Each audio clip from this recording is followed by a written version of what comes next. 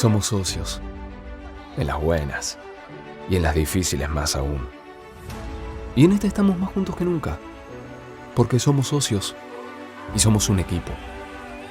Hoy hay que salir a ponerse la camiseta, la titular. Hoy, vos sos parte del equipo más grande de la historia, un equipo de casi 8.000 socios. Tenemos un partido que lo vamos a ganar. Nos quedamos en casa y desde cada casa ya lo dimos vuelta. Y no vamos a parar hasta ganarlo por goleada. Porque somos socios y porque en cada casa nos encontramos todos los días. Seguimos jugando. Seguimos entrenando. Seguimos bailando. Sacudiendo y cantando fuerte. Seguimos más juntos que nunca. En cada casa estamos todos. En cada casa está todo ACOAG. No aflojes que lo ganamos. Y muy pronto vamos a celebrar en el Sport Club ACOAG y con un fest en el Tigre que nos va a quedar en la piel. Cada día que pasa es un día menos para volver a vernos, encontrarnos y abrazarnos fuerte. En ACOAG. Falta poco. No aflojes. Bueno, buenas tardes. Todavía buenas tardes. Iba a decir casi buenas noches, pero no todavía. ¿Cómo están? Bienvenidos, bienvenidas. Estamos, como siempre, muy felices de que estén hoy acá, de que nos estén acompañando, como siempre, acá junto a nosotros, desde nuestra sede de ACOAG Virtual, en ACOAG en Casa. Felices de poder encontrarnos una vez más, de tener un nuevo espacio, hoy con una temática que nos convoca tanto, hablando sobre discriminación, sobre antisemitismo. Así que muchísimas gracias por sumarse, por estar hoy acá. Les contamos, como siempre, que tienen la posibilidad de compartir con nosotros sus preguntas, sus comentarios, sus dudas, a través del chat, del Zoom. Así que vayan escribiéndonos por ahí y nosotros lo vamos a compartir luego con quienes van a estar charlando hoy con nosotros. Así que a continuación voy a presentar a cada uno de ellos y de ellas. Hoy contamos con la presencia de Uriel Romano, que es rabino y politólogo, es rabino de Judaica Norte, institución junto con la cual nosotros venimos haciendo muchas actividades en conjunto, institución amiga de ACOAG, le gusta mucho la lectura, anda en bicicleta, según lo que nos ha contado bastante, y le gusta mucho la fotografía, y por lo que estamos viendo ahora también toma bastante mate, así que bienvenido Uri nomás. También hoy vamos a contar con la presencia de Ariel Seidler, director del programa del Congreso Judío Latinoamericano, a cargo del Observatorio Web, programa conjunto del Congreso Judío Latinoamericano de AMIA y DAIA, que trabaja desde 2010 sobre discriminación en Internet. Desde 2005 investiga antisemitismo en Internet. Licenciado en Ciencias Políticas, maestrando en Administración Pública. Bienvenido también Ariel a esta charla junto con nosotros.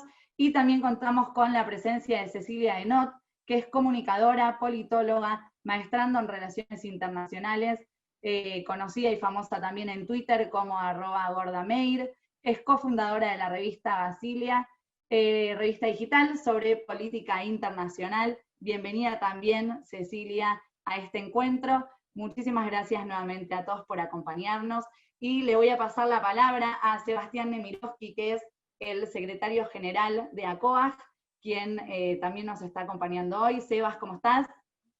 Gracias, Sabri. Buenas tardes a todos. Gracias por estar todos presentes. Agradecerles a los socios una vez más que estén acompañando la propuesta que estamos desplegando desde el club. Una propuesta rica, distinta, generosa en las temáticas. En esta oportunidad, una temática que lamentablemente es actual, que nos toca no solamente como judíos, sino también como seres humanos, porque el antisemitismo es una de las tantas formas de discriminación. Hoy en día también muy ligada a las redes sociales, tema que hoy también será tocado. Yo voy a empezar hoy agradeciéndole a Cecilia, a la dama, a Ariel y a Uriel, quienes nos honran hoy con su presencia desinteresada. tienen un montón de cosas para compartir con nosotros, así que gracias y les dejo la palabra a ellos.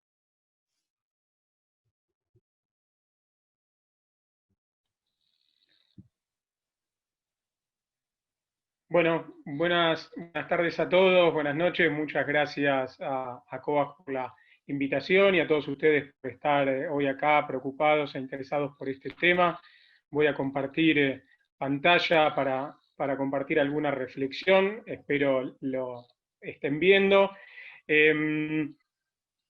La verdad que cuando pensamos y trabajamos lo que tiene que ver con discriminación y antisemitismo en Internet, como antes les decía, estoy hace, la verdad, 15 años trabajando esta temática y todo el tiempo uno va pensando y repensando esta cuestión y uno va cambiando en cómo lo va percibiendo, además de los cambios profundos que tiene Internet, tan acelerados.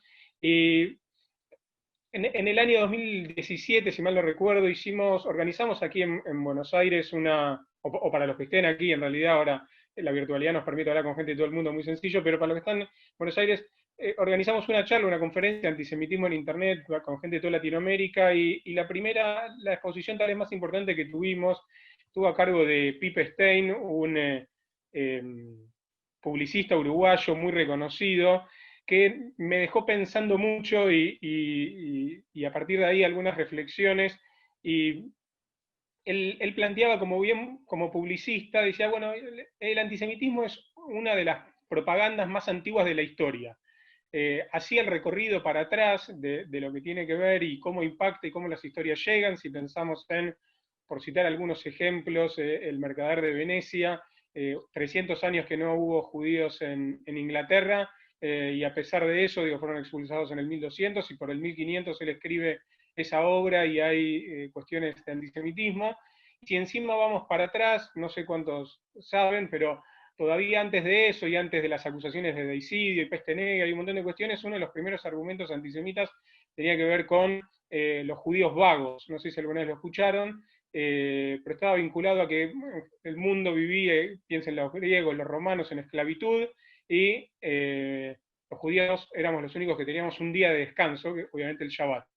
Entonces, pensando en esto, en esta idea, y tratar de pensar lo distinto, en lo que tiene que ver con el antisemitismo como una de las propagandas más antiguas, digo, ¿cómo pensamos el antisemitismo hoy? Y tal vez por mi formación también, digo, el antisemitismo lo podemos pensar para mí en dos grandes aristas, para trabajarlo y para pensarlo en términos de comunicación, en términos de política y de acción muy vinculados.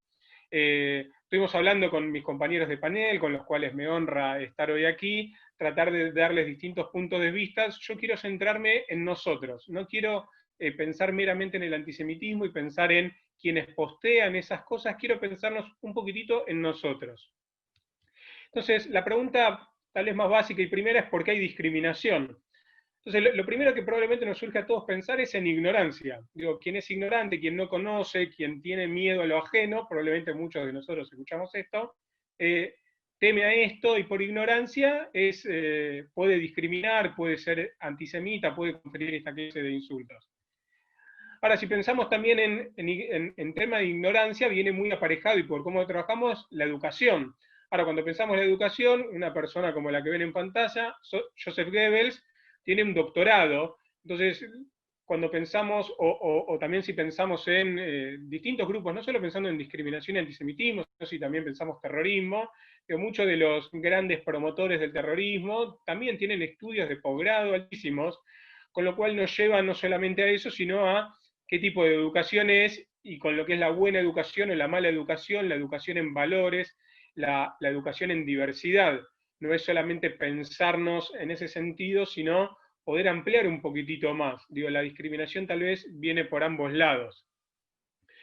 Y por último, que lo voy a dejar tal vez si se va a entender mejor, tiene que ver a veces con la mala comunicación. Desde ya que no nos vamos a hacer tal vez nosotros responsables de por cómo nosotros nos comunicamos en términos de qué tiene que ver con antisemitismo, y no hay ningún argumento posible para dejar que podamos ser discriminados, pero me parece importante pensar también hoy, sobre todo en estos tiempos de Internet, lo que tiene que ver con nuestra comunicación. Entonces, la primera pregunta que me surge es, como les decía, pensarnos en nosotros por casa cómo andamos. No solamente en ACOAX, sino en general, la comunidad judía cómo anda en términos de discriminación. Déjenme contarles una anécdota chiquitita. Hay una de las instituciones de la comunidad que trabajan discriminación y antisemitismo. Me cuenta una vez gente de la comunidad china que va a visitar esa institución y mientras está esperando para tener esa reunión, escucha cómo personas que están en esa institución, sin que se vean en estas oficinas modernas, en donde hay biombos, pero la gente se habla tal vez entre biombos, pero no ven lo que pasa, empiezan a escuchar, no, yo nunca compraría en un supermercado chino, son todos sucios, cuando estaba esa gente ahí afuera y 10 minutos después, 2 minutos después, iban a tener una charla de antisemitismo y de discriminación, y cómo también la comunidad china sufre discriminación. Entonces, si nos ponemos a pensar, porque la charla, y celebro mucho que la charla tenga de título Discriminación y Antisemitismo, y no estemos solamente enfocados en nosotros, como les decía, estoy a cargo del Observatorio Web, no analizamos solamente antisemitismo, analizamos discriminación. Cuando fue, solo para darle 2 datos y para pensarnos a nosotros también, cuando fue el caso de la denuncia pública de Telma Fardín por violación, probablemente lo habrán escuchado, hicimos un análisis muy rápido de cómo fue la repercusión en redes sociales, y 8 de cada 10 comentarios en internet tenían alguna connotación machista. Cuando pensamos en términos de comunidad musulmana, cuando sucede algún hecho vinculado a terrorismo, donde algún grupo tal vez musulmán se adjudica la autoría de este hecho, la mitad de los comentarios suelen tener contenido de islamofobia. Incluso hemos detectado en muchos casos en donde se ocurrieron distintos hechos, en donde cuando todavía no estaba confirmado qué es lo que había pasado, la gente, casi 2/3 de los comentarios para ese momento tenía connotación de islamofobia, y después se aclaraba que el hecho en realidad tuvo que ver con otras cosas. No sé si se acuerdan en Nueva York, en donde una persona atropelló a gente, y en realidad lo que había pasado era que, no me acuerdo si había tenido un ataque de epilepsia o algo por el estilo, y empezó a atropellar gente, perdió control de su auto, y algunas situaciones así en donde nos dejamos llevar por nuestros prejuicios y comentamos esa clase de hechos. Entonces la primera pregunta que me surge es, y para pensarnos y que cada uno de ustedes se piense es, ¿cuáles son nuestros prejuicios y discriminación? Porque obviamente nosotros pedimos que no haya antisemitismo, pero muchas veces somos nosotros portadores de prejuicios hacia otros colectivos, y me parece importante empezar a pensar en eso, ¿qué hacemos?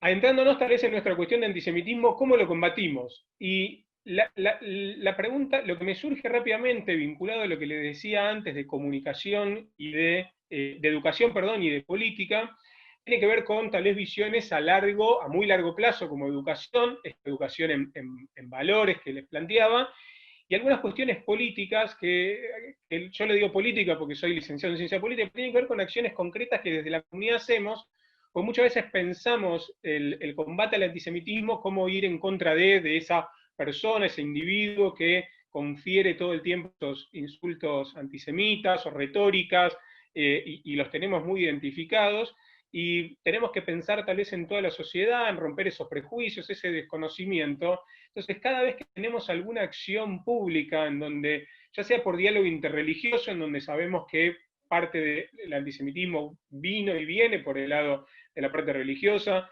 cuando compartimos, si pensamos en la negación de la Shoah, cada vez que difundimos cualquier cuestión vinculada a la Shoah y pensamos en otros genocidios, y ponemos en el buen sentido, compartimos testimonios de sobrevivientes, en todos esos casos estamos pensando en formas desde la positiva y no desde el combate, que eso me parece importante, desde la positiva, cómo trabajamos esa cuestión. No trabajamos contra el antisemitismo solamente cuando el hecho se realiza y vamos en contra en el caso de Argentina se puede incluso con acción judicial, pero no hay tantos países que lo tengan y es fácil motorizar estas acciones, sino cuando vamos trabajando en distintas áreas vinculadas a la comunidad y vamos compartiendo todas estas cosas y somos visibles y abiertos a la comunidad compartiendo nuestros valores, nuestras creencias, nuestras costumbres, nuestras tradiciones. Ese sería un escenario a más mediano plazo. Ahora, ¿qué nos impone Internet? cómo combatimos a la discriminación y al antisemitismo en Internet, y si me permiten ser todavía más concreto y más puntual, cómo lo hacemos hoy en día en esta era de la posverdad. Lo que se nos juega mucho hoy en Internet, en el antisemitismo, en la discriminación, pero en cualquier tema que estemos trabajando es, vivimos lo que se llama la era de la posverdad. Sin ser un filósofo y sin tratar de tener una definición muy acabada, y hoy en Internet encontramos la información que queremos. Para quien cree que la Tierra es plana, va a encontrar justificaciones y argumentos sin material. Para quien cree que la Tierra es redonda también. Cualquiera que esté buscando alguna información va a encontrar, cualquiera que esté pensando y trabajando un tema, va a encontrar material como para validar lo que uno está diciendo, y al mismo tiempo en muchas plataformas de Internet se generan como círculos. Pero si se piensan ustedes en sus grupos de WhatsApp, o si se piensan incluso en Facebook como plataforma también de esto, en general uno comparte todo esto con su círculo de amistades, en donde en general hay un compartir en torno a lo que pasa. Si quieren, salgan de este tema, piensen en política, probablemente memes, imágenes que les llegan. Si alguno de ustedes está en contra de este gobierno, probablemente les llegará cosas en contra, y si están a favor de este gobierno, les llegarán cosas en contra del macrismo, y durante el macrismo también, y así sucesivamente. Hay una teoría que se llama la teoría de la espiral del silencio, de Elizabeth Noel Neumann, que dice que cuando estamos en estos círculos es muy difícil salir y saltearse, y si yo tengo un grupo de WhatsApp de un montón de personas en donde se manifiestan de una manera, va a ser difícil para mí salir. Entonces nos generamos como especie de burbujas en esto, y cuando saltamos esa burbuja, o nos alarmamos, vemos un montón de antisemitismo, vemos un montón de cuestiones que también hay que relativizar y tenemos que pensar si van en ese sentido. Entonces, la pregunta es, si cada uno puede encontrar la argumentación que quiera, ¿qué tenemos que hacer nosotros? ¿Cómo combatimos contra ese antisemitismo? Entonces, lo que me surge es, si pensamos en la Shoah, y si pensamos cuándo fue el salto, esto es una humilde opinión, de cuándo fue el salto en términos de la Shoah, y la Shoah llegó a todo el mundo, para mí claramente la lista de Schindler hizo un cambio en esto, no solo porque el director es conocido y fue una muy buena película y demás, pero sino porque logró llegar a la gente y logró contar una historia muy humana de todo lo que estaba pasando. Hay muchas anécdotas o situaciones en relación a los juicios de Nuremberg incluso, pero todavía no era tan conocido en ese momento y no había una difusión como lo puede generar una película en Hollywood, de que el juicio también tiene un vuelco grande cuando dejan de mostrar información y materiales y los sobrevivientes son quienes empiezan a dar testimonio. Entonces, a partir de ahí que los sobrevivientes empiezan a dar testimonio y esto empieza a llegar a distintos lados, es que el tema de la Shoah para mí cambia radicalmente y puede llegar a la sociedad y poder entender, a través de la emoción del contacto con lo humano. Si empezamos a pensar en términos, en distintas cuestiones históricas y momentos, y voy a tratar de resumirlo, cuando se generan cambios abruptos, un montón de veces nos llegan argumentaciones y no nos llegan. Pero si probablemente a muchos de ustedes les muestro, esta imagen también, perdón, de la Shoah, tiene mucho que ver con esto, cómo no humanizarse y pensarse con esto, y es una imagen que para todos nos llegan de la Shoah, un soldado apuntándole a un niño levantando las manos. Ahora, si salimos en estos términos, para quienes conozcan esta imagen, es una imagen de Vietnam.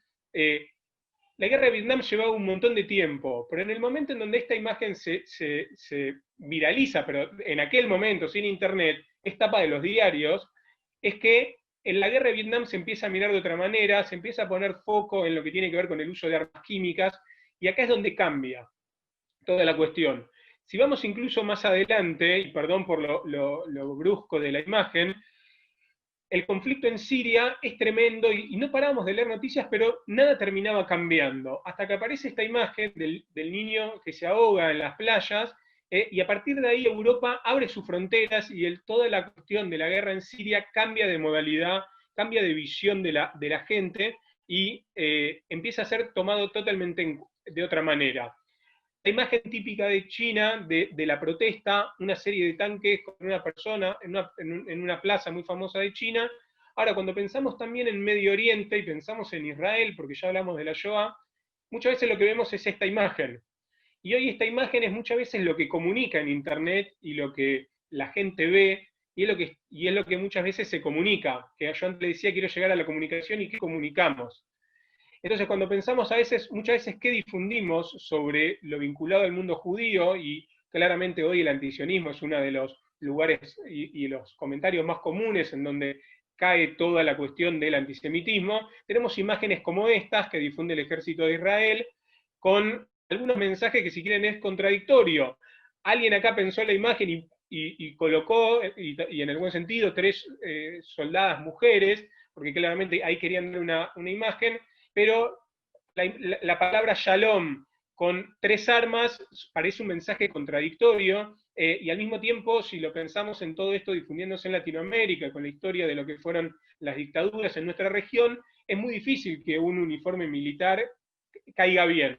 Entonces, cuando pensamos en la imagen de Israel o de los judíos vinculados a Israel y cómo nosotros hablamos sobre Israel, muchas veces empezamos a caer en estos mensajes que tal vez sin darnos cuenta empiezan a ser contradictorios, y quien lo ve desde afuera no hace más que alejarse de todo lo que tiene que ver con los judíos. Y si pensamos por el otro lado en imágenes como esta, que no es una imagen, si bien es una imagen tomada de verdad, pero no es una imagen, para quienes conocen la historia, vinculado a una imagen espontánea, sino que fue una imagen, en el buen sentido, fabricada, en realidad son 2 chicos judíos, pero se le puso la kefía. Claramente cuando vemos todos estos, nosotros pensamos en la convivencia, pensamos en la paz, pensamos en algo positivo. Para mí la forma de trabajar hoy con el antisemitismo, contra el antisemitismo en Internet, en contra de la discriminación, no es en pensar en argumentos y tratar de elaborar todo el tiempo argumentos, porque la era de la posverdad, si bien obviamente hay que utilizarlos, y nadie habla que no, uno va a terminar encontrando frente a la abrumadora información que circula y frente a los grupos cerrados que uno maneja, va a ser difícil que podamos a veces entrar con información, con argumentos. Somos una comunidad que, sobre todo en muchos sectores, hay una cuestión muy fuerte del estudio, entonces hay toda una parte muy argumentativa entre todo esto, pero el mundo hoy se mueve a través de las emociones. Nosotros como seres humanos nos movemos a través de las emociones. Si se piensan, cada uno de ustedes no están analizando cada cuestión, cada cosa que van a cada día, con qué pie salen de la cama, cómo se cepillan los dientes, cada gesticulación, si piensan en su primera cita con su pareja, no eligieron el restaurante por que tenía el menú mucho omega 6, entonces era muy sano, seguro buscaron un ambiente cálido, lindo, y tienen esos recuerdos y esas cuestiones. Nos movemos muy espontáneamente y por las emociones, y nos guiamos muchas veces por las emociones. Entonces, me parece que tenemos que tratar, para combatir el antisemitismo, de pensar en emociones positivas, en mensajes positivos, de convivencia, y mostrar a la comunidad en ese buen sentido. Esa es mi primera reflexión. Abrimos después a preguntas. Les agradezco que me hayan escuchado y los dejo en buenas manos a continuación.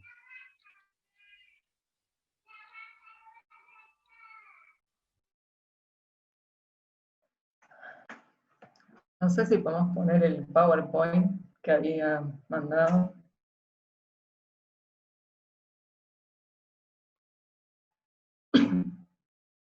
Bueno, buenas noches, tardes a todos. Gracias por invitarme, gracias por estar y por sumarse. Yo preparé una humilde presentación acá, no sé si podemos pasar. Básicamente lo que voy a hablar es del antisemitismo. Ariel por ahí se abrió un poco más hacia la discriminación, yo me voy a centrar más en este tipo de discriminación, que es específicamente hacia los judíos. Básicamente lo que voy a hacer es explicar dar una visión del antisemitismo como teoría conspirativa, y explicar cuáles son los principales componentes, o cuáles son los principales canals o componentes de esta teoría conspirativa que se repiten y se reiteran en el discurso moderno. O sea, si bien vienen de hace muchos años, cuando uno se encuentra los discursos modernos de ciertos sectores de izquierda y de derecha, puede encontrar estos prejuicios que son históricos y tienen muchísimos años dando vueltas y reformulándose y actualizándose para poder explicar fenómenos nuevos. El concepto del antisemitismo como teoría conspirativa yo lo tomé del escritor francés Houellebecq, que planteó en una entrevista en el año 2015 que para él el antisemitismo no era una forma más de racismo, porque la mayoría de las personas que odian o tienen prejuicios contra los judíos no los tienen en tanto a su aspecto o a su tono de vida judío, sino que los tienen por pensar que los judíos son estos personajes que están en las sombras, operando contra todo y todos, menos contra ellos mismos. Entonces, yo creo que es una postura novedosa y que es muy interesante para pensarla en la actualidad. Yo comulgo con esta postura, creo que el antisemitismo siempre tuvo un componente conspirativo, además de uno racial, pero que en la actualidad estos prejuicios que por ahí estaban antaño contra el judío, como, no sé, presentarlo como un personaje gordo, narigón, no están tan presentes en los discursos antisemitas actuales, sino que lo que predomina es esta visión de los judíos como unos personajes sumamente inteligentes, que solamente son leales a ellos mismos, y que están detrás de todos los fenómenos, detrás de todos los problemas y fenómenos sistémicos, se encuentran estos personajes conspirando en las sombras, ¿no? Moviendo los hilos de los poderes mundiales y utilizando su abrumadora inteligencia para controlar a los gobiernos, para controlar a las instituciones financieras, a los medios de comunicación. Y otra cosa novedosa, creo yo, del antisemitismo actual es que antes estaba más quizás limitado a ciertas élites, mientras que hoy el antisemitismo se ha popularizado gracias a las redes sociales. Hoy cualquier persona puede subir un video a internet, a YouTube, diciendo que los judíos o ciertas familias judías estuvieron detrás de la creación del coronavirus, por ejemplo, y tener miles y miles y cientos de miles de visitas y muchísimas personas creyendo en esto. Yo creo que es interesante pensar un hecho que ocurrió hace poco, que fue un periodista argentino que en el prime time de la televisión, en C5N, presentó un informe diciendo que los judíos, o sea, los Rothschild, habían creado el coronavirus para una suerte de estrategia de control mundial, y además controlaban la Reserva Federal estadounidense. O sea, estarían controlando y con ello al gobierno de Estados Unidos. O sea, todo este tipo de prejuicios que están tan presentes. Entonces yo por eso, si podemos pasar a la siguiente, por eso pensaba un poco en dar un pantallazo. Obviamente esto no se puede profundizar demasiado, no habría tiempo, pero dar un pantallazo de ciertos prejuicios que vienen de hace muchísimo tiempo y que siguen estando en los discursos actuales. ¿Por qué muchísima gente cree posible que los Rothschild hayan creado el coronavirus y no encuentran ni siquiera antisemitismo en eso? ¿Por qué? Porque hay muchísimos prejuicios que vienen de muchísimos años, que están totalmente naturalizados en el imaginario social y facilitan que muchas personas les sea sencillo imaginar a los judíos como personas con poder, como personas con privilegios, como personas con buen estatus, como personas con mucha influencia en el sistema financiero, y capaces, ¿por qué no?, de estar detrás de ciertos fenómenos que uno no alcanza a comprender, y que es mucho más fácil caer en estas explicaciones simplistas de, bueno, es porque lo crearon estos tipos para controlar el mundo. Entonces, lo que yo planteo acá, por ejemplo, es, bueno, el antisemitismo de los padres de la Iglesia, por decirlo de alguna forma, en aquellas épocas donde las diferencias entre el judaísmo y el cristianismo no estaban tan claras. Entonces estos competían por los fieles, y ciertos padres de la Iglesia comenzaron a demonizar a los judíos para poder atraer fieles hacia el cristianismo, diciendo, por ejemplo, que el Dios vengativo del Viejo Testamento era el mismo que el del Nuevo, pero antes tenía esa ira porque era contra los judíos que se lo merecían, porque habían matado a Jesús. Entonces aparecen los judíos como deicidas, ¿no? Como, incluso se llamaba a las sinagogas como lugares de persecución de cristianos. Los judíos incluso como personas que buscan boicotear al cristianismo, se hacen pasar por cristianos para boicotear a la religión cristiana desde adentro. Incluso aparece el libelo de sangre, ¿no?, que aparece con el deicidio, pero que se va a repetir en muchísimas persecuciones a los judíos en Europa, como el evento de Guillermo de Norwich, cuando aparece este niño asesinado y se culpa a los judíos del pueblo de haberlo asesinado en modo ritual para beber su sangre, y todo ese tipo de cosas.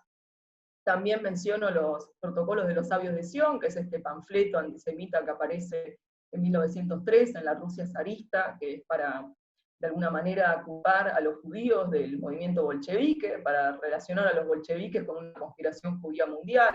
Y acá se empiezan, no es que se inventan, pero se fortalecen y se difunden masivamente los prejuicios de los judíos como conspirando en la sombra, los judíos leales a ellos mismos, jamás a la nación en la que nacieron, sino solo a la judería internacional. Aparece el concepto de la doble lealtad, de los judíos controlando las finanzas, de los judíos estando detrás del comunismo.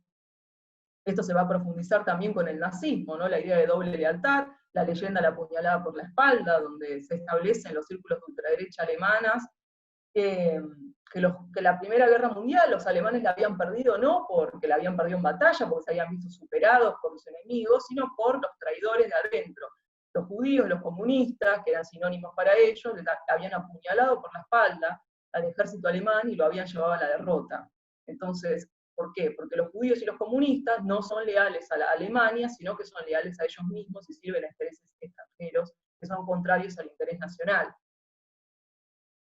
¿Podemos pasar esta? También aparece como los judíos como culpables de desgracias. A los judíos se los culpaba por la peste negra, se decía que habían envenenado los pozos, eso sirvió para destruir y hacer pogromos masivos en ciertos lugares de Europa, porque se los movilizaba diciendo esto, justamente que la peste negra había sido una obra de los judíos. Hoy se repite esto diciendo que los judíos crearon el coronavirus, también se los culpa de ciertas desgracias, ¿no? Se llegó a decir hasta que los judíos habían hundido el Titanic, que el atentado del 11 de septiembre había sido perpetrado por los judíos para hacer que los Estados Unidos vayan a pelear guerras por ellos. Incluso en ciertos sectores de la Argentina se dice que Israel y los judíos están detrás de los atentados, ¿no? Que han sido el atentado a la embajada y a la AMI han sido perpetrados por los propios judíos. Otro de los discursos antisemitas clásicos es el negacionismo del holocausto, que puede ser negacionismo de lleno, o decir que los judíos utilizan la Shoah, se sirven de la Shoah para victimizarse, para buscar, que han creado una industria del holocausto, para explotar su sufrimiento, y a partir de esto coartar la libertad de expresión de los demás, o sea, no permitir que se los cuestione, porque con cualquier cosa que se cuestione de los judíos se salta con la Shoah, o incluso decir que se utilizó la Shoah para poder crear el Estado de Israel y llevar adelante, como dicen algunos, un holocausto contra los árabes palestinos. También está la idea de los judíos controlando los medios de comunicación, las industrias culturales como Hollywood, por ejemplo. Podemos pasar.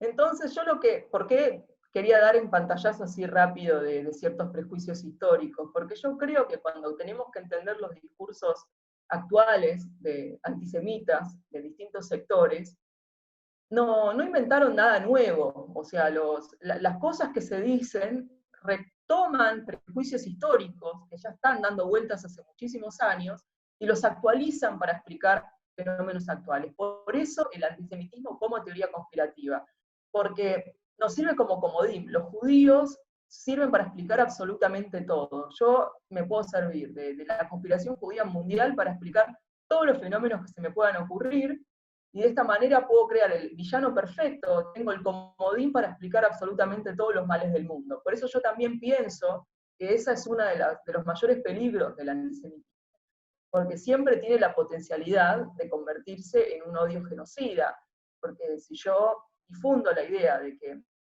como vamos a ver ahora, no sé, los judíos están detrás de un plan para conquistar la Patagonia, los judíos están detrás del aborto, del matrimonio gay, vienen a corromper la familia, están detrás de la inmigración masiva de musulmanes hacia Occidente para destruir al cristianismo, si los judíos entrenan a la policía de Estados Unidos para que brutalice, para que masacre a las minorías, si los judíos realmente utilizan su propio sufrimiento para oprimir otros pueblos, si están detrás del capitalismo, de las crisis económicas, si realmente están detrás de todos los males del mundo, entonces hay que matarlos. O sea, ¿cómo la característica de teoría conspirativa facilita no solamente culpar a los judíos de todo, sino llevar hacia este odio genocida, que creo que es una característica muy particular del odio de los judíos, que siempre tiene la potencialidad de convertirse en un odio genocida.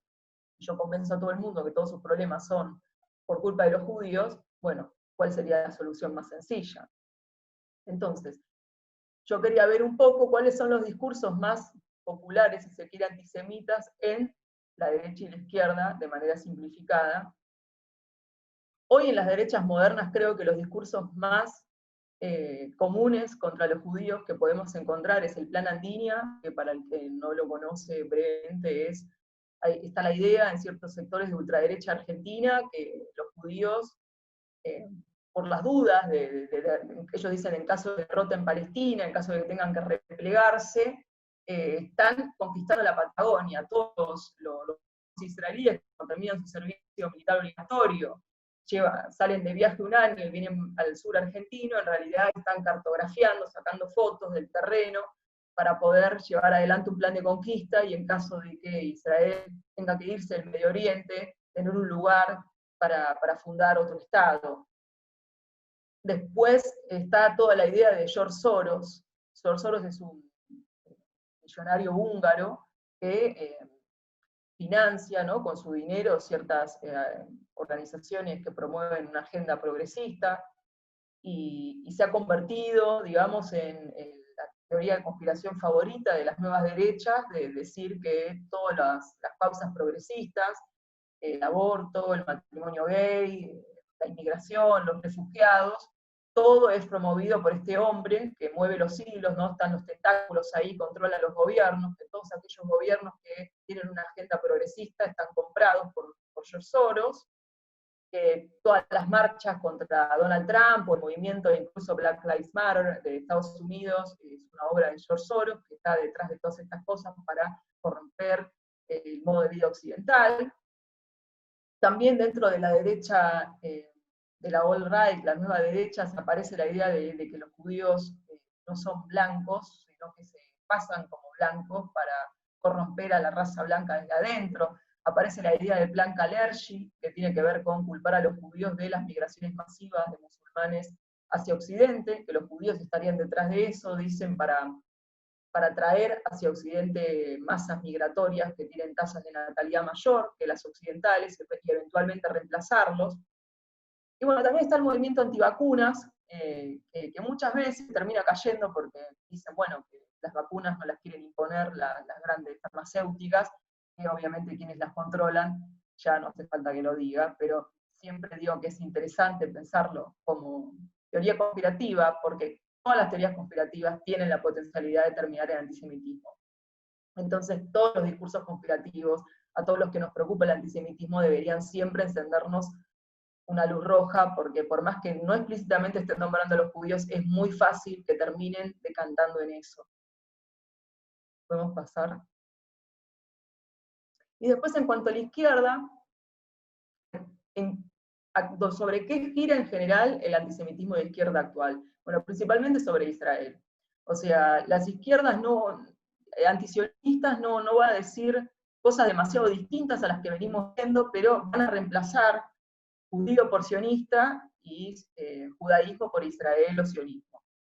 Israel va a aparecer como la fuente de todos los males del mundo, las guerras van a estar digitadas desde Jerusalén, la violencia policial en los Estados Unidos, incluso ahí tuvo una campaña muy, muy grande del antisionismo americano para instalar que es Israel el culpable del racismo policial contra los afroamericanos, por sobre todas las cosas. Aparentemente Israel sería el que le enseña a la policía norteamericana a ser racista, un discurso que también está apareciendo en otros países. En Argentina el Premio Nobel de la Paz, Pérez Esquivel, lo dijo una vez en conferencia de prensa, que tras la represión que hubo en 2017, en diciembre, por la reforma tributaria, ¿no?, de las jubilaciones, bueno, no viene el caso, pero hubo represión, y Pérez Esquivel salió en la televisión diciendo que la represión había sido porque la policía argentina había sido entrenado por el Mossad. Entonces empiezan a aparecer estas ideas también de que los políticos que apoyan a Israel están comprados por el lobby judío, por el lobby sionista. Aparece una visión de los judíos cada vez más como blancos privilegiados. Esto también se relaciona mucho con la visión que la izquierda tiene de Israel como un país colonialista, blanco, europeo, que fue un enclave norteamericano, un enclave de las potencias para controlar los recursos naturales, y para ello han desplazado a un pueblo originario. Entonces se comienza, o cuesta imaginar, para la izquierda le cuesta imaginar a los judíos como una minoría perseguida, sino que se lo piensa como una categoría de privilegio, como una categoría opresora incluso. aparece la idea, por ejemplo, del pinkwashing, de que el Estado de Israel reconoce derechos de las minorías, por ejemplo, de las minorías sexuales, de la comunidad LGBT, simplemente para ocultar todo lo malo que hace. O sea, eso es una suerte de lavada de cara para que nosotros no nos demos cuenta de lo malo que en realidad es Israel. Entonces, nos distrae con la marcha del orgullo de Tel Aviv para que no veamos lo que realmente está pasando. ¿Por qué digo todo esto? Porque son cosas que se repiten. O sea, a ver, nosotros pensábamos, cuando se expulsó a los judíos de España, se decía que los judíos, incluso a los que se había forzado a convertir al cristianismo, a escondidas seguían predicando el judaísmo para corromper al cristianismo desde adentro. Ahora tenemos esta idea del judío como no transparente, la seguimos teniendo. Los judíos no son transparentes. Si respetan a los derechos gay, en realidad es para que nosotros no nos demos cuenta que están haciendo otras cosas por detrás. Entonces, los judíos también están detrás del racismo, de los problemas sistémicos, de la violencia policial en los Estados Unidos, de los atentados de la embajada, del 11 de septiembre. Los judíos controlan la banca y vienen además por la Patagonia. Entonces, ¿por qué quería hacer todo este repaso de alguna manera? Para que pensemos primero en el antisemitismo desde esta idea de conspiración, de comodín que nos sirve para explicar absolutamente todas las cosas, y para que pensemos que estas ideas están presentes en los discursos actuales del antisemitismo. A veces nosotros pensamos, no sé, los protocolos de los sabios de Sion es algo viejo, pero después vemos que ciertos sectores culpan a los judíos del racismo, de estar detrás de comprar voluntades, de no ser leales a la patria. Se le dice, por ejemplo, a aquellos legisladores judíos que defienden a Israel, que en realidad son leales a otro Estado y no al propio. Incluso en las derechas se dice lo mismo, que los judíos tienen una doble lealtad, que en realidad están cartografiando el sur argentino, promueven intereses contrarios a los nacionales. Soros viene y paga para que haya ciertos movimientos promoviendo agendas que van contra los valores locales. Entonces, como todas estas ideas están en el imaginario social, no se fueron, siguen ahí, y sirven como base, como terreno fértil, para que después se construyan todos estos discursos modernos, que de modernos tampoco tienen mucho, que si bien buscan explicar fenómenos actuales, se asientan sobre prejuicios y discursos que tienen cientos de años. Y si pasamos, creo que sería la última. Entonces yo lo que quería pensar era, bueno, que la izquierda y la derecha terminan cayendo en discursos similares, aunque tengan intenciones distintas, aunque, bueno, unos busquen o nos digan que en realidad están luchando contra la opresión, terminan cayendo los mismos discursos antisemitas que aquellos que son transparentemente antisemitas. Muchas veces también ocurre el problema de que nos es muy fácil detectar el antisemitismo en los otros, pero no en los que están en nuestro propio lugar. O sea, es muy común que desde la izquierda se rechace el antisemitismo más clásico, el más de derecha, pero después no se reconozca el antisionismo como antisemitismo. Entonces, bueno, para no extenderme demasiado, creo que el concepto que más me interesa dejar es esto de la dificultad de combatir el antisemitismo al ser una teoría conspirativa que sirve para explicar absolutamente todos los males del mundo, porque al construir un judío simbólico que sirve para explicar todos los males, todos los problemas sistémicos, ni siquiera necesito evidencia, o sea, porque es una construcción simbólica que hago, que me sirve de comodín, pero que siempre, por más que sea simbólica y no represente el accionar de los judíos reales, siempre termina en persecución efectiva de judíos reales en el terreno. Y no sé si hay algo más que ver. Bueno, y a raíz de todo esto, ¿cómo pienso yo que es, y de qué manera pienso que habría que combatir, o en qué nos tendríamos que enfocar para combatir el antisemitismo actual? Para mí es fundamental la normalización de los judíos y de Israel. O sea, todo el antisemitismo gira alrededor de pensar a los judíos o a Israel como excepcionalidades. O sea, los judíos serían estos personajes excepcionales, excepcionalmente inteligentes, que están en las sombras conspirando contra todo el mundo, que tienen intereses únicos, son leales a ellos mismos, que controlan la banca, los gobiernos, las finanzas mundiales. E Israel sería este demonio horrible que perpetúa un genocidio, que es el único Estado ilegítimo del mundo, pareciera ser, que miente, nos dice que cumple derechos o reconoce derechos, pero en realidad lo hace para ocultar lo malo que en realidad es. Para poder combatir este tipo de discursos, creo que lo ideal es normalizar. Los judíos son un pueblo como cualquier otro, con defectos, con virtudes, con cosas de las cuales estar orgullosos y cosas de las que no. Israel es un Estado como cualquier otro, hay que someterlo a la misma vara a la que se lo somete al resto de los Estados. Es un Estado que comete errores y también tiene cosas buenas, y esas cosas buenas no son para tapar otras malas, sino que las tiene porque, como todos los Estados, tiene cosas buenas y cosas malas, y que es necesario normalizarlo para poder tener una discusión honesta sobre estos temas. No podemos discutir honestamente el antisemitismo o Israel si realmente sometemos a los judíos y a Israel a una vara diferente a la que sometemos al resto de los pueblos y los estados.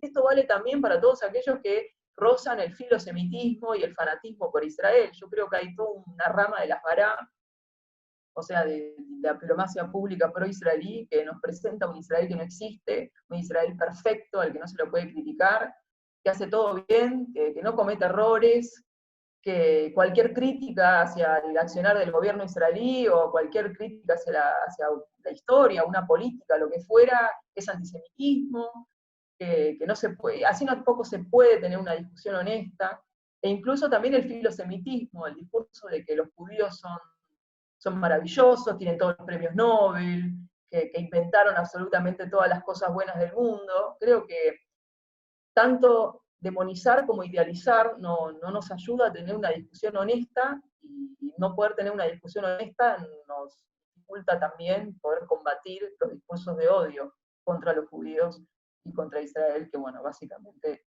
se asientan sobre los mismos conceptos. Eso era un poco lo que quería decir. Después sigue la presentación, pero lo podemos cubrir en las preguntas. Gracias por escucharme, espero no haber aburrido a nadie. Bueno, hola a todos, buenas noches, un placer ver tantas caras conocidas de ACOAF, de Judaica Norte, de otros lugares que nos fuimos encontrando a lo largo de la vida. Gracias ACOAF por la posibilidad de tenernos aquí. Y yo no hice ninguna presentación, no van a ver un PowerPoint en los próximos minutos, y trataré de ser un poco más breve. Que creo que acá lo que presentó Ari, lo que presentó Ceci, son como dos modelos dispares y diferentes, pero complementarios a la vez, de cómo enfrentar el antisemitismo, cómo entenderlo y cómo dar una respuesta, tanto institucional como personal, en nuestra actividad en las redes. Primero quisiera saber, desde acá, levanten la mano en sus hogares, ¿quiénes de acá usan Facebook? Simplemente para ver, quiero ver qué es lo que tenemos. Facebook, bien. ¿Quiénes de acá usan Instagram? Ok, bien. ¿Y quiénes de acá usan Twitter? Ok, un porcentaje bien. Okay.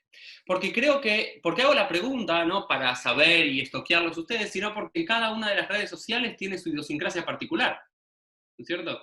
En Facebook quizás es una cuestión más familiar, en Instagram tratamos de mostrar nuestra mejor forma de ser, con una linda foto, con una linda selfie, y también en Twitter creo que de todas las redes sociales, la que hoy más uno puede evidenciar esta noción del antisemitismo y demás. Yo quería trabajar, ¿no? Ari había presentado la cuestión de ir por el lado más emotivo, con las imágenes, con los discursos, con las palabras, y claramente lo que presentó Ceci tiene mucho más que ver con lo académico, con lo pragmático, con los datos.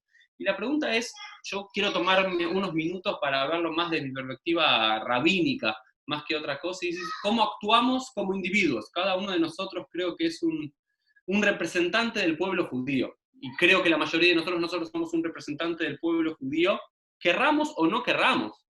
También de alguna forma, esta relación simbiótica que hay entre los judíos y Israel, muy difícil de diferenciar, tanto para el antisemita o como para el judío, también somos un representante de Israel.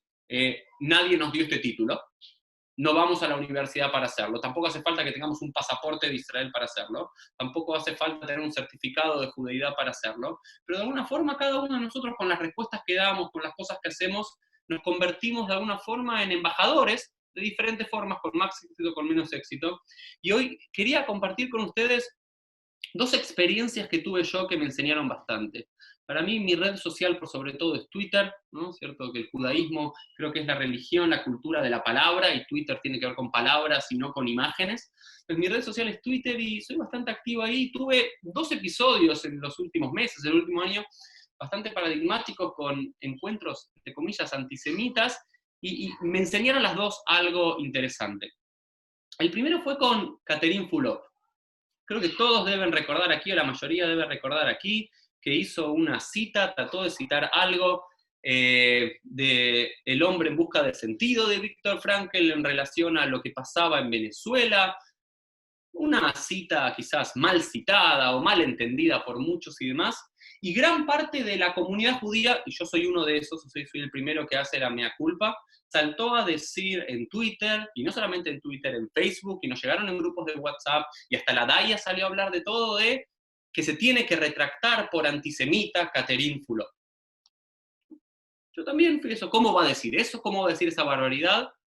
La pregunta es cuánto nosotros indagamos y pedimos en una época de fake news realmente saber lo que estaba pasando. Y no sacar la cita de contexto, escuchar todo lo que tenía que decir, pedir alguna argumentación, pero directamente cuando saltamos como comunidad ante personajes que quizás tuvieron un discurso o una palabra no malintencionada, sino por error, por ignorancia, porque le salió mal. ¿Cuántas veces quisimos decir algo y nos salió decir otra cosa?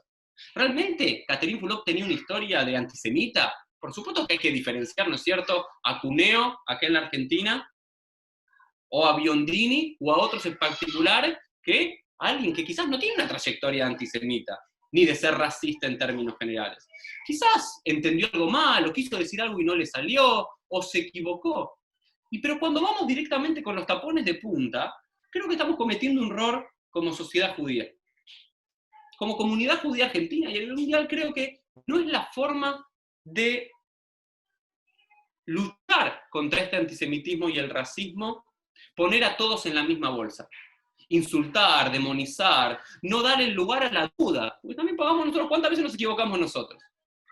Yo tuve justo la posibilidad que un congregante nuestro de Judaica Norte era amiga, íntima amiga de Catherine Fulop, y ella sentía que necesitaba ver un rabino, ¿no? Porque llamó a la DAIA, la llamó, la mandaron, también estuvo en ese momento Radio High, y explicate, y tener que pedir perdón una y otra vez, y ella decía, ¿de qué forma pido perdón? Me equivoqué, no quise hacer esto. Hablamos con ella, la ayudé a escribir una carta, le invité también a mi podcast para poder hablar, pero para poder hablar de, en definitiva, cuántas veces nos equivocamos nosotros y cuánto a nosotros no nos gustaría estar en ese lugar que por una frase mal habida, por una frase mal pensada, por ignorancia, por error, por lo que fuese, todo el mundo nos juzgue, ¿no es cierto? Entonces creo que lo primero es, tal como hacemos todos, y acá suelo hablar con el presidente de Judaica Norte, una y otra vez me dice Uri, ante cualquier reacción, 10 segundos, contá 10 segundos. Y si vas a poner a alguien que flor de antisemita, o vas a reenviar ese mensaje, ese audio, tómate 10 segundos. ¿Es verdad realmente lo que dijo? ¿Tiene una trayectoria? ¿Pudo haber sido un error? ¿Yo me podría haber equivocado de la misma forma? Creo que vamos a empezar a diferenciar a los que realmente son antisemitas, porque los hay, estoy seguro que son los menos, de los que tienen frases desafortunadas. O los que cometen un error por ignorancia. Eso es lo primero.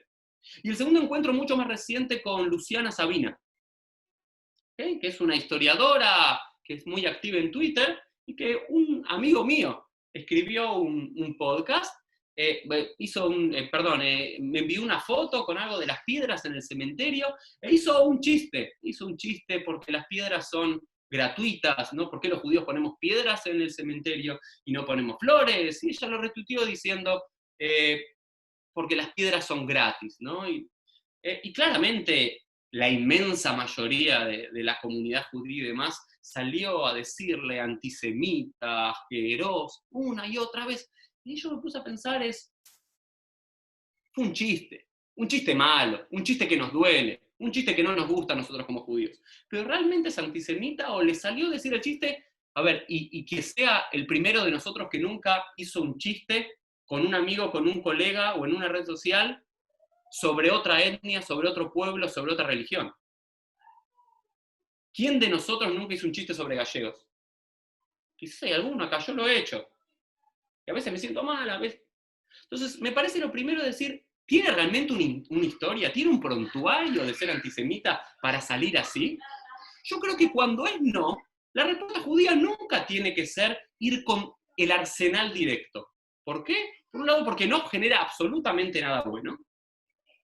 ¿Sí? Y no es funcional para nuestra causa. Y también pierde efecto cuando si saltamos por cualquier reacción que aparentemente la notamos como antisemita y vamos con todo el batallón que tenemos, y va la DAIA, y van todas las organizaciones judías, y hay reposteos de las instituciones, y todos los que somos de la colectividad que estamos ahí, le decimos antisemita, insultamos, ¿qué logramos con eso?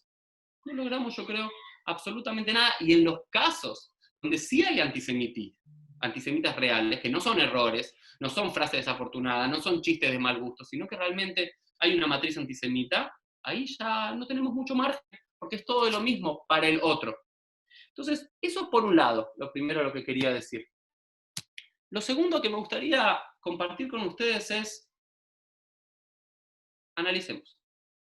Frente a algo que aparentemente parece antisemita, digamos que no es estas frases desafortunadas, estos chistes de mal gusto, digamos que realmente encontramos a alguien antisemita en las redes sociales, en Facebook, compartiendo un post, en Instagram con alguna imagen y algún texto, en Twitter. ¿Qué es lo que hay que hacer con esas personas? Gran parte de lo que muchos hacen, y yo lo he hecho, y creo que ya trato de no hacerlo más, es incentivar el mensaje, porque cuando vos lo compartís, aunque sea con un insulto, aunque sea, miren qué antisemita que es esta persona, bloqueen a esta persona porque es antisemita, lo que le estás dando es más potencia a ese mensaje. Y la pregunta es, hoy en las redes sociales, realmente, cualquiera puede escribir cualquier cosa. Y no es una persona con 100.000, 200.000, 500.000 seguidores, puede ser una persona con 5 seguidores que sea realmente un antisemita y solamente la gente lo conoce no por lo que él escribió, sino porque uno lo retuiteó, o uno compartió el post, y otro comentó, y se lo pasó a uno y otro, y una voz minoritaria, absolutamente insignificante, estamos potenciando nosotros. Entonces, me parece que no es muy funcional fomentar ese mecanismo. También hay algo de tener algo de sentido del humor, ¿no? No porque el antisemitismo tengamos que tomárnoslo con humor, es algo demasiado serio. Pero también hay algo de algunas respuestas que pueden ser con más humor, como decía Ariel, no ir a los datos y demás, sino generar una empatía del otro lado. Me parece interesante. Entonces, primero, ¿respondemos sí o no? Y si respondemos con humor, burlándonos, respondemos insultando, o respondemos intentando educar. Ceci lo hace muy bien en las redes sociales y creo que tiene mucho éxito, porque hay mucha ignorancia. La mayoría no creo que sean antisemitas formados, intelectualmente preparados, con bases sólidas. Tienen prejuicios como nosotros tenemos prejuicios de un montón de culturas, de un montón de pueblos. Y me parece que la educación es una herramienta maravillosa y que las redes sociales lo único que hacen es potenciarlo. Entonces, y tampoco desde un lugar de soberbia, intentar educar, intentar responder con educación y a la vez educando. Con muchos no vamos a lograr absolutamente nada, porque también muchas veces los diálogos en las redes sociales no son diálogos, son monólogos en los cuales cada uno de nosotros dice lo que quiere decir y ni siquiera lee mucho lo que el otro dice, porque cada uno de nosotros ya venimos convencidos. Entonces, si esto es así, de nada sirve repostear o retuitear, de nada serviría responder. ¿Qué sirve? Bloquear, y quizás bloquear es sano. ¿Para qué yo quiero seguir gente que no me gusta lo que dice, o está totalmente en las antípodas de lo que yo digo? No es que me quiero cerrar en esos círculos que planteaba Ari, pero ¿me hace bien a mí? ¿O para qué lo hago? ¿Simplemente para ver el momento en el cual Cuneo o Biondini van a poner un comentario antisemita o antisionista y salir a responderle? Mira, soy un paladín, voy a salir a ganar algo. Parece que a veces con bloquear, dejar de escuchar, nos hace mal a nosotros y no suma nada. Algunos deciden de vuelta a insultar, otros deciden reportar. A veces cuando hay una cuenta realmente antisemita, sirve quizás de alguna forma reportar para que Facebook, para que Instagram, para que Twitter cierren esa cuenta, pero la verdad que tampoco tiene mucho éxito porque al par de minutos que la cuenta está cerrada se puede crear otra cuenta, una persona. Y lo que hace es fogonear más ese antisemitismo, ¿no? O tal vez que se es indiferente. Podemos llegar a ser indiferentes. Eso por un lado, que me gustaría plantear. Las dos experiencias que tuve hace poco, que me enseñaron bastante, estas diferentes formas de responder. Y después, quizás cambiar la perspectiva. A mí me gusta intentar cambiar la perspectiva y ver las cosas de otra forma. Yo realmente estoy convencido, a nivel numérico y demás, que hay mucha más gente que se suma en las redes sociales en esta época más que en cualquier momento de la historia para acercarse y para conocer el judaísmo. Hay mucha más gente que está interesada en saber y aprender del judaísmo que la gente que es antisemita y quiere destruirnos, quiere tratarnos mal, quiere insultarnos. Y creo que tenemos una oportunidad única. Y podemos como instituciones o como individuos centrarnos todo el tiempo en el mundo es antisemita, las redes sociales son antisemitas, todo está en contra de nosotros, o ¿sabes qué? Bajar un poco la intensidad de eso. Y empezar a subir otra intensidad, compartir nuestra cultura, compartir nuestro judaísmo. Estuvimos a lo largo de los últimos 2000 años en suertes de guetos, a veces guetos impuestos por otros, a veces guetos con paredes que nosotros mismos levantamos, para no interactuar tanto con el mundo gentil, con el mundo no judío. Estamos en una oportunidad única en la historia y las redes sociales lo único que pueden hacer es potenciar. Y yo creo que lo que tenemos que hacer para disminuir el antisemitismo en el mundo es aumentar el conocimiento por los judíos. No para que la persona se convierta al judaísmo, ni mucho menos, no somos una religión proselitista, pero lo que sí podemos hacer es abrirnos, darnos a conocer, disminuir la ignorancia que el no judío tiene hacia el judío, para vernos, como decía Ceci, como normales. Y no presentarnos como perfectos, no presentar a Israel como perfecto, no presentar al judaísmo como perfecto, sino presentarlo como una religión más, como una cultura más, donde hay una avidez de conocimiento por el judaísmo, como creo que nunca más hubo en la historia. Entonces me parece que tenemos que reenfocarnos. Reenfocarnos, también esta es una charla muy válida e interesante sobre la discriminación y el antisemitismo en las redes sociales, pero quizás deberíamos mover el foco en nuestra imagen y cómo leemos las cosas, es decir, hagamos una charla sobre cómo está visto o cómo presentamos el judaísmo en las redes sociales. ¿Qué es lo que la gente quiere conocer? ¿Qué es lo que la gente le gusta saber? ¿Qué prejuicios tienen? Y nosotros podemos de alguna forma, no con esta idea de la asbará, ¿no? Porque también la misma forma asbará, que a mí siempre en lo particular me molestó, asbará, que tiene en hebreo significa clarificación, leasbir, como que yo tengo la verdad y vengo a demostrar la verdad porque otro tiene un discurso equivocado. No, nosotros venimos a mostrar nuestra verdad, venimos a mostrar nuestra postura, venimos a mostrar nuestra forma de ver y entender el mundo, que no es ni mejor ni peor que otra, sino que es otra más que ahora en una oportunidad de la historia estamos igual que en el resto de las naciones, que en el resto de los pueblos. Entonces, me gustaría ver una comunidad judía en este año nuevo que estamos prontos a comenzar, con un ojo puesto en el antisemitismo, pero con otro ojo puesto también en mostrar a los judíos, abrir los judíos al mundo, a la sociedad, en las redes sociales, y quizás ese ojo que está en lo antisemita va a ir disminuyendo, porque realmente estoy convencido, no hay tanto antisemitismo en las redes sociales como el que nosotros mismos potenciamos.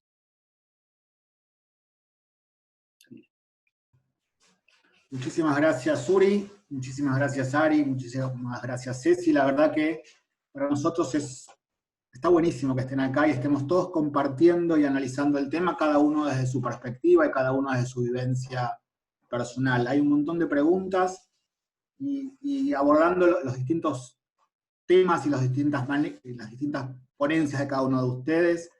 Y te preguntan, Ari, porque vos hablaste también de las otras discriminaciones, o de las otras discriminaciones, ¿cómo se entiende que en los currículums, o cuando te piden currículums en grandes empresas, sigan preguntando raza, cuando te postulas a un trabajo? ¿Cómo se explica? ¿Cómo lo entendés vos? A ver, me parece que como planteaba tal vez en algún punto, y lo pienso, no tengo una respuesta, en un montón de lugares todavía falta poder pensarnos y cambiar, y todo lo que tiene que ver con discriminación, con diversidad, es algo que está en constante construcción, desde ya que hoy vemos eso como algo lejano y anticuado y no lo podemos entender si hoy sigue ocurriendo, pero si pensamos también en otros temas, digo, todavía nos repelen ciertas cosas o nos cuesta entendernos, pero son cuestiones que se van construyendo y probablemente cuestiones de género era algo que no era ni considerado, hoy está en discusión, digo, y vamos cambiando, y a algunos les parecerá bien o no el uso de la justo un funcionario de gobierno salió todo este tema por un dicho de funcionario de gobierno, digo, todo lo que tiene que ver con, si querés,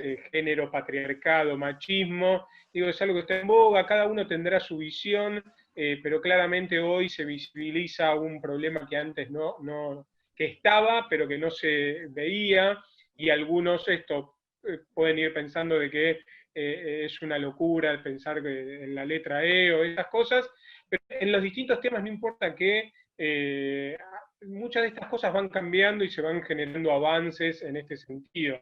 Y tiene que ver muchas veces con nuestras propias limitaciones, digo, tal vez es un error, digo, que alguien no lo pensaba. Me acuerdo hace poquito, en el mundo post-pandemia, ya no me acuerdo si fue hace mucho o poquito, pero fui a una charla de derechos humanos e Internet, auspiciado por las empresas que todos conocemos de Internet, y en un marco también académico, y cuando uno entraba al formulario para completar, decía sexo. Y también esos términos, digo, ya están totalmente en desuso, era una cuestión de, que va cambiando, y de hecho me acuerdo un amigo trabajando en una compañía de seguros, me llama, que tenían en sus formularios también cuestión de sexo, y me dice, digo, ¿cómo es la forma correcta hoy de decirlo y de preguntarlo? Digo, mirá, digo, también tenemos que empezar a pensar es que no hace falta preguntar si sos hombre, mujer, digo, ¿cuál cambia? ¿Cuál es el dato que le cambia a la compañía en si uno se piensa hombre, mujer, digo, lo que dé la biología o lo que uno se siente? Digo, ¿qué le cambia? Entonces me parece que son todas cuestiones que están en constante cambio y pensamiento, y bienvenido sea estas cuestiones. Buenísimo. Y les preguntan a los tres, habida cuenta de la actividad en las redes que tienen, si alguna vez tuvieron miedo, si sintieron temor por su seguridad en virtud de los comentarios y de lo que recibían en las redes sociales. Ceci.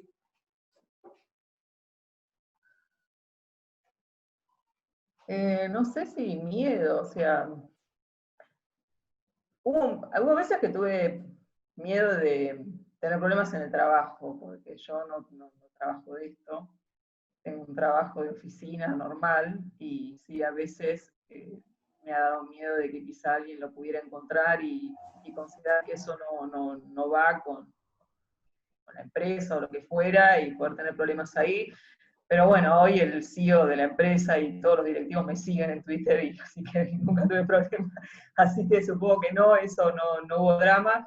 Después sí, hay veces que tengo por ahí alguna preocupación, pero no porque alguien me pueda venir a atacar, alguien, no sé, una persona de a pie, sino por ahí algún tipo de repercusión en cuanto a la clase política. Eso puede ser porque yo muchas veces, no sé, por decir un ejemplo reciente, hace poco la hija de la vicepresidenta de la Nación reivindicó a una terrorista palestina en sus redes sociales, y yo hice un descargo, si se quiere, en mi Twitter, y se viralizó, o sea, la verdad que se viralizó mucho más de lo que esperaba, tuvo casi 1,5 millones de vistas lo que yo escribí, y incluso hubo un programa de radio donde me mencionaron eso, respecto a eso, y a veces sí, por ahí me da un poco de miedo eso de no sé, no le guste al gobierno lo que uno dice o lo que uno critica, pero la verdad que por el momento ha sido todo prejuicio,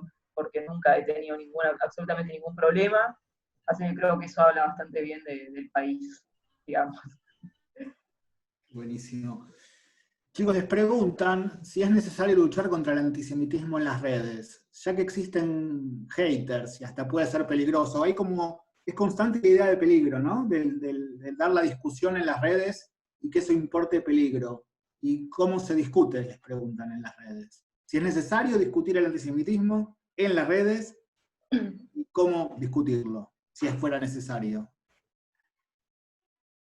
No sé quién. Alguno, el que quiera, los contesta. Ceci, que tenés el micrófono abierto.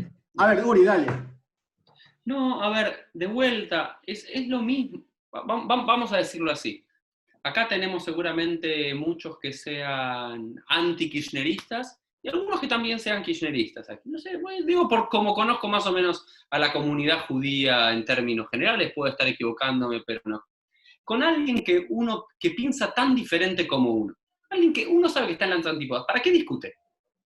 ¿Para qué discutís? De vuelta, quiero tomar un concepto de la tradición judía. La tradición judía es una tradición de la discusión, del mahloket, ¿no es cierto? Los judíos nos gusta discutir. Pero hay dos tipos de discusión según nuestra tradición. Mahloket de Shem Shamayim, el tipo de discusión que va en aras del cielo, y aras del cielo significa que discutimos porque realmente queremos saber más, que discutimos porque queremos aprender y porque discutimos porque estamos dispuestos a cambiar nuestra postura. Si cuando entramos en una discusión, estamos dispuestos a cambiar nuestra postura, estamos realmente dispuestos a escuchar a la otra persona, estamos dispuestos a cambiar, y estamos dispuestos a mejorar y a no ganar la discusión, eso es una discusión que yo estoy a punto de entrar. Si en cambio voy a la discusión para ganar la discusión y para demostrar al otro que tengo razón, el otro va a querer hacer exactamente lo mismo. Entonces yo creo que, no, excepto en casos muy puntuales, de vuelta, es algo que yo fui aprendiendo y que no siempre fue así y demás, y que a tanto me sale, no hay que meterse. ¿Qué vamos a lograr? Si uno no es kirchnerista y se mete a discutir con un kirchnerista, ¿qué vas a lograr? Si uno no es macrista y se pone a discutir con un macrista, ¿qué vas a lograr? Entonces me parece que nuestro tiempo es limitado en este mundo. Y nuestro tiempo en el día es limitado y hay que disfrutarlo. Y hay que usarlo en cosas constructivas. Entonces me parece que no hay que invertir, hay que dejar de última. Sé si hace algo muy bueno para clarificar las cosas en pocas palabras y demás. Yo lo único que hago es darle retweet. No me meto, yo no pierdo el tiempo porque también me angustio, ¿no? Yo personalmente creo que hay que también distinguir algunas cosas. O sea, como decía Uri, muchas veces lo que se dice de los judíos tiene que ver con el prejuicio, ¿no? O la equivocación, la ignorancia. O sea, no sé, Kati Fulop no es un nazi, no es una persona nazi. Una persona que desde la ignorancia, desde la falta de conocimiento, hizo un comentario que resultó errado. Nos puede pasar a todos, o sea, como también bien decía él, o sea, ¿cuántos de nosotros hemos hecho algún comentario erróneo sobre otro colectivo? Y nos gustaría que nos expliquen en qué nos estamos equivocando, que nos den una oportunidad de poder aprender y, bueno, no sé, de alguna forma, como se dice ahora, de construirnos en ciertos prejuicios que uno tiene tan asentados en el imaginario. Entonces, creo que también hay que distinguir, no todo el mundo que dice algo horrible sobre Israel o sobre los judíos es necesariamente nazi. Hay muchas personas que es lo único que recibieron, lo único que saben. Yo siempre digo que en los Estados Unidos los números muestran que la mitad de los jóvenes no saben lo que fue Auschwitz. Entonces, si estamos en los Estados Unidos, tenemos ese nivel de ignorancia sobre lo que fue la Shoah, por ejemplo, imagínense lo que será en Argentina sobre el conflicto de Medio Oriente. Sin embargo, al mismo tiempo es un conflicto que ocupa muchísimo espacio y muchísima atención de los medios o de determinados grupos, y entonces hace que mucha gente tome una postura fuerte sobre el tema sin conocer en profundidad sobre la cuestión. Entonces a veces uno se encuentra con opiniones muy fuertes, con opiniones cargadas de discurso que nosotros podemos interpretar como de odio, pero no necesariamente porque esa persona es nazi, odia a los judíos, quiere salir a hacer pogromos en su tiempo libre, sino que son personas que es lo único que han leído, lo único que les llega sobre el tema. Entonces, creo que también está bueno tener un poco de paciencia a veces y decir, bueno, tratar de mostrar otra cosa. Está bien, eso es lo que vos tenés, eso es lo que vos pensás, pero también nunca lo pensaste de esta manera, o yo te puedo ofrecer este tipo de información. Y a mí me ha pasado en mi experiencia que muchísima gente nunca había leído absolutamente nada pro Israel, o sea, que incluso le resultaba increíble que alguien pudiese ser pro Israel, o sea, que era prácticamente una postura demoníaca, ¿no? Para ellos, porque era todo, así se habían, o sea, eso es la información que les había llegado, entonces de pronto empezaron a considerar un punto de vista que nunca habían escuchado, y no por eso salieron militando Israel, pero es como que se llevaron bueno, quizá no sea tan así como yo pensaba, o quizá todavía me falta conocer un poco más para tener una opinión tan fuerte sobre este tema. Entonces, creo que depende, o sea, ¿vale discutir con los antisemitas? Yo creo que depende de qué mensaje estamos hablando. No todo el mundo que dice cosas contra los judíos y contra Israel en redes es porque es antisemita. O sea, quizá dice cosas antisemitas, pero no es que lo sea, no lo dice convencido, sino que lo dice desde la ignorancia, y creo que tiene que estar, que también lo hablaba Uri, ¿cómo nos mostramos nosotros? ¿Qué tipo de información estamos dando? A mí me pasa mucho que vienen jóvenes judíos y me piden a mí que por favor les ayude a responderle en redes sociales a los demás. Entonces yo creo que también está habiendo por ahí una falta de poder preparar o de mostrar una imagen que no estamos mostrando de la mejor manera, y por eso son los otros, si se quiere, porque del otro lado también, del antisionismo hay una intención de imponer una narrativa, de imponer ciertos conceptos, y están, si se quiere, teniendo más éxito, porque también apelan a lo que decía Ariel, apela mucho al emocional, como él mostraba. Y bueno, ¿qué estamos haciendo nosotros para revertirlo? ¿No? Tachamos a todo el mundo de nazis, salimos a perseguir a cualquiera que se equivoque.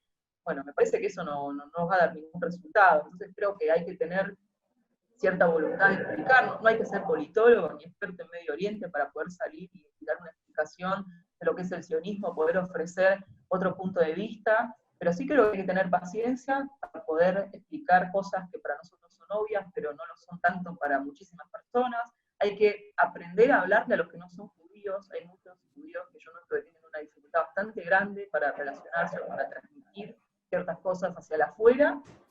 Y a veces pensar, bueno, también tratar de distinguir, no todo el mundo que dice cosas contra Israel o contra los judíos es porque son nazis, sino que no conoce.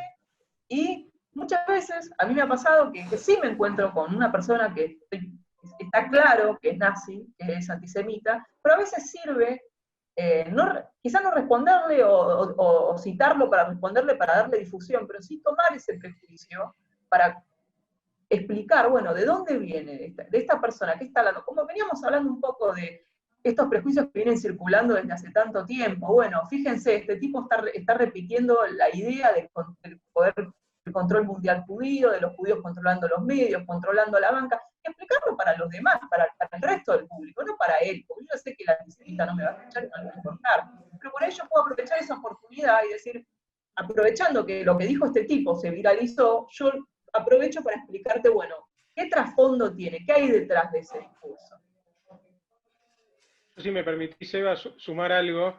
Digo, sí, claro. Lo que me parece que falta, digo, como para pensar en Internet con esto particular, son dos cuestiones. Digo, si yo hablo en mi casa y discuto con alguien de política, y como planteaba Uri, digo, yo tengo mi postura, la otra persona la suya, y nunca nos vamos a convencer, digo, no es constructivo, vamos a estar perdiendo el tiempo. Lo que pasa es que si yo discuto con vos en Internet, hay miles de personas que están mirando. Entonces tal vez lo que yo posteo no tiene que ver necesariamente con convencerte a vos, que tal vez nunca te voy a convencer, y no tiene que ver tal vez con una mera intención mía de convencerte a vos, sino tiene que ver con que toda la otra gente que va a estar leyendo puede encontrar dos puntos, puede encontrar una discusión, y puede en base a eso construir un pensamiento y alguna idea distinto y que sea más cercano. Eso es lo primero que me parece que trae Internet desde el concepto. Y otra vez, yo nunca voy a convencer al antisemita y nunca voy a convencer al negador de la Shoah, que la Shoah existió, pero el que por algún motivo en Internet, porque esto se viraliza, como decía Ceci, o lo que sea, llega a eso, bueno, va a tener esa información y lo va a ver y no se queda con una sola campana, sin tal vez uno interpelarse mucho y generando el nivel que decía Uri de angustia o de preocupación y que lo moleste.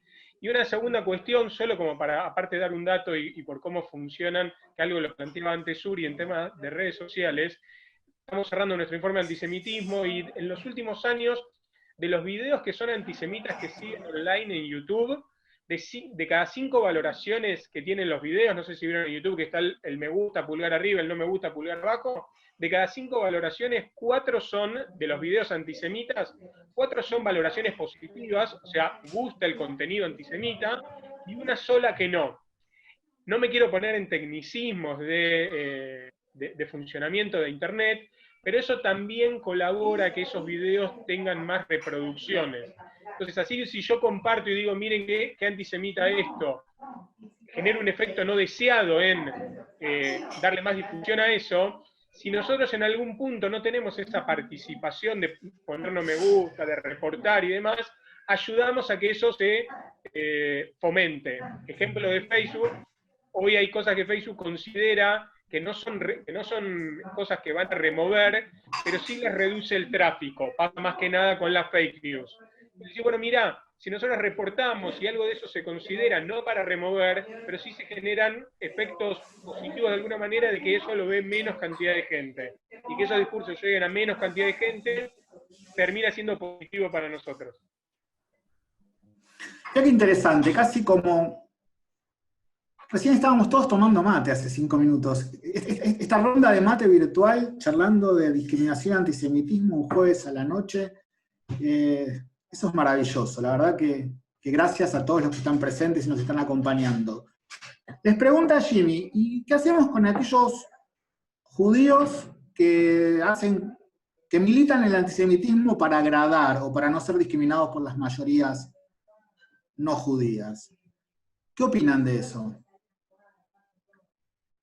Bueno, principalmente puedo empezar por lo que no hay que hacer para mí. Yo entiendo perfectamente que puede generar muchísima frustración encontrarse con un judío antisionista, o sea que, como, no sé, yo soy por ahí feminista, me encuentro con una mujer que milita fervientemente en contra del aborto, me puedo sentir enojada con eso, pero no por eso la tengo que atacar por su condición de mujer. Yo creo que hay muchísima gente que le sale muy fácil encontrarse un judío antisionista y empezar a acusarlo de traidor, de que tiene autoodio judío, de capo, ¿no? de Judenhat, todo ese tipo de calificaciones que resultan racistas, pero más que nada porque yo creo que lo fundamental, porque a mí también me da bronca muchas veces cuando veo esas cosas, sobre todo porque también mucha gente los utiliza. Hace poco había un Zoom, una chica hacía un Zoom sobre cómo los judíos se habían apropiado del término antisemita, decía, porque como los árabes también son semitas, los judíos se quieren apropiar del término antisemitismo, y para eso llevaba un judío antisionista que le daba la razón. Entonces, de esa manera, muchas veces,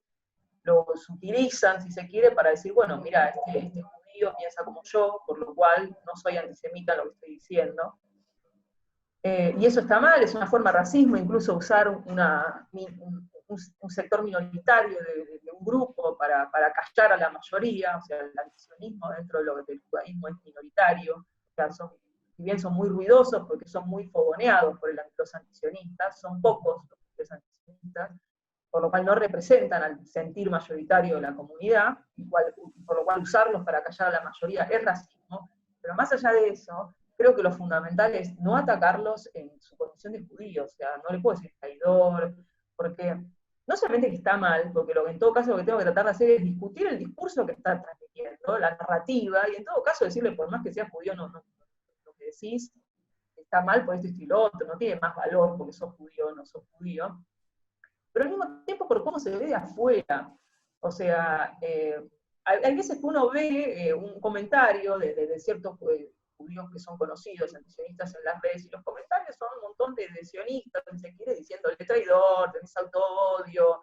La verdad que de afuera se ve, y ellos mismos lo usan para presentarlo. Miren cómo a los judíos que nos atrevemos a pensar distinto, a tener un discurso contrahegemónico, nos atacan, nos quieren acallar, el sionismo fanático. Entonces, para mí, no tiene ningún sentido, o sea, darles de comer, si se quiere, y regalarles eso, de poder victimizarse, sino que discutamos lo que dicen. No olvidemos por un momento que son judíos. Yo sé que molesta. Uno lo escucha a Pedro Brieger, se tiene que cruzar un montón de gente que le dice, pero Brieger es judío, así que tiene razón.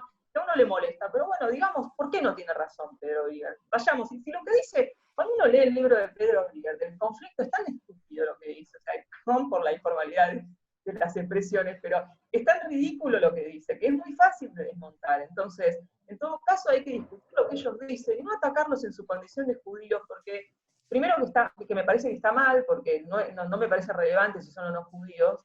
Segundo, porque al fin de cuentas haríamos lo mismo. Los otros los usan porque son judíos y nosotros los atacamos porque son judíos. Entonces, me parece que lo fundamental es discutir lo que están diciendo, los argumentos, no su etnia o su origen racial o su religión. Buenísimo, muchas gracias. Chicos, para ir cerrando, yo les puedo pedir una reflexión final a cada uno y después nos despedimos porque ya vamos casi 1 hora y media de charla y ya lo acordó. ¿Puede ser? No sé si no me colgué yo. No. A ver, bueno, empiezo así. Dale, vamos por el orden que hablaron al principio. Dale. Bueno, en principio igual agradecerles a ustedes por la invitación, a COAS, por el armado de todo esto y todo lo que fue la parte previa, a toda la gente que no se ve también que está trabajando, pero les agradezco a las chicas. Y un placer haber compartido este panel con Ceci y con Uriel. A ver, muchas veces cuando trabajamos en términos de antisemitismo y sobre todo de Internet, nos pasa esto que antes planteaba un poco Uri, de que nos enfervorizamos y nos metemos y estamos todo el tiempo en esto y muy enojados. Me parece que hay que poder ser activos, poder participar, poder dar el debate, poder tomarnos esos 10 segundos que decía Uri, poder entender que tampoco, aunque hoy pasamos muchas de nuestras horas en Internet, no todo pasa por esto, y que me parece que, más allá de que en muchos momentos está bueno dar el debate con argumentos y demás, que en muchos otros momentos tenemos que transmitir judaísmo desde los valores, desde la emoción y desde abrir la comunidad, esta construcción es diaria y tenemos que también muchas veces dar el ejemplo en esto, como lo dice el título, en contra de toda forma de discriminación. Somos parte de una sociedad, somos parte de un mundo, al fin y al cabo somos personas, no importa de qué nacionalidad, religión o cultura tengamos, lo importante es poder compartir nuestra vida, nuestra cultura, sin perder obviamente nuestra identidad, pero desde lo más sano de eso, y no viendo nada malo, obviamente, de lo básico del judaísmo, en ese sentido creo que nos tiene que ir bien. Así que todo lo que podamos compartir, toda acción individual y colectiva que podamos tener, esa me parece una de las mejores maneras de poder trabajar en este sentido. Así que muchas gracias a todos. Ceci. Bueno, no sé, o sea, como para cerrar un poco, primero obviamente agradecerles a ustedes por haber invitado, pensar que algo de lo que yo podía decir iba a ser relevante.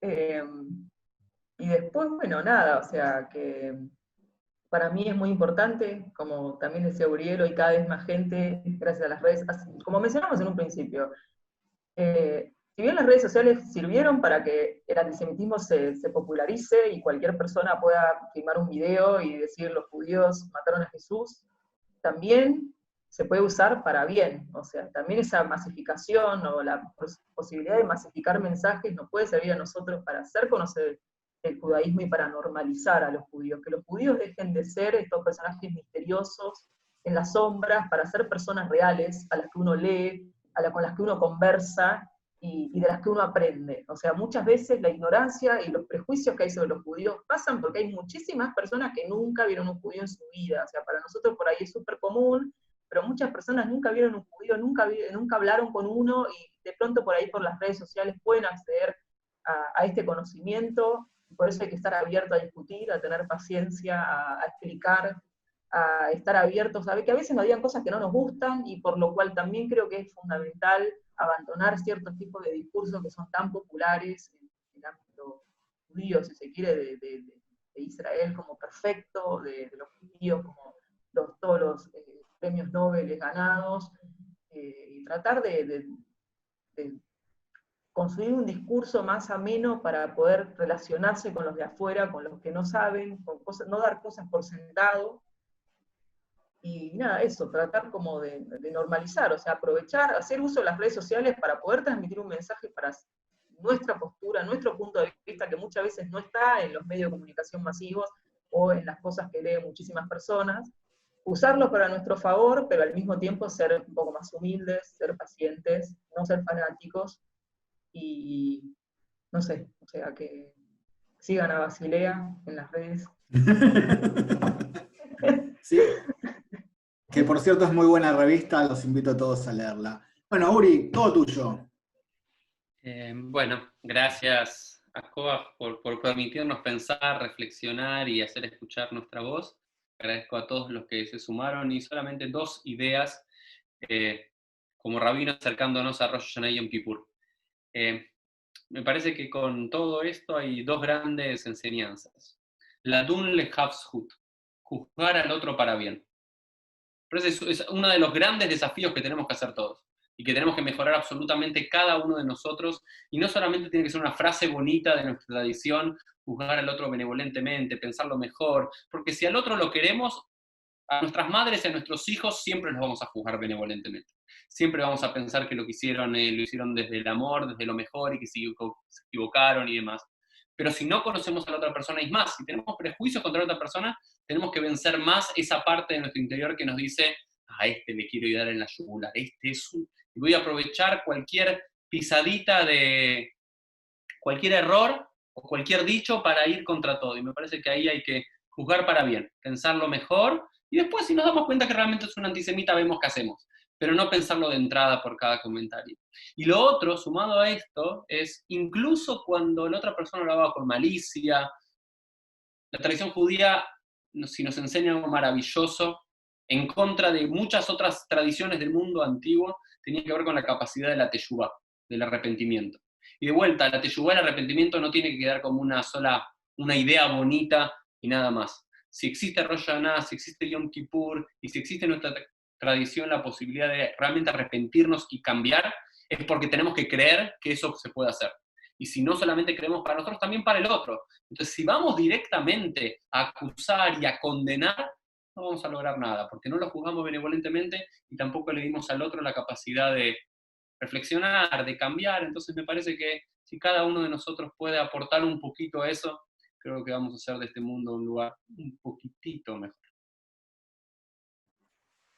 Muchas gracias, Ceci. Muchas gracias, Ari. Muchas gracias, Uri. Muchas gracias a todos los que nos acompañaron hoy en esta charla de Akobaj en casa, donde intentamos todo el tiempo reflexionar y ir construyéndonos entre todos y mantenernos juntos en Akobaj hasta que podamos todos volver a Tigre, a donde esperamos recibirlos con un rico asado. Y nos vemos la próxima. Muchas gracias en serio.